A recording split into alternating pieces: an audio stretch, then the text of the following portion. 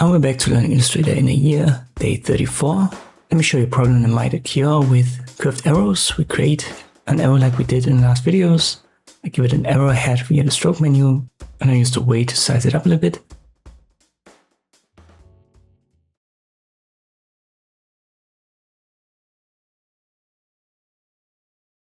Let me realign it, and I go down with the scale.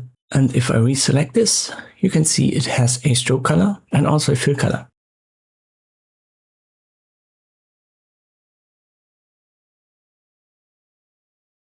Stroke color can still be adjusted in the fill color.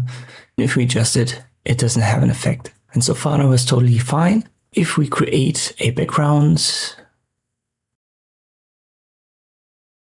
let me make that reddish.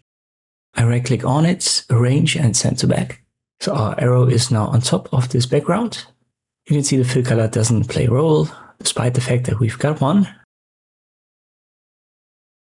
But when we now create a curved one using the anchor tool, we now see this fill. So Illustrator tries to connect the two anchor points with the fill, and to solve that issue, just set the fill color to none, and then it will be gone.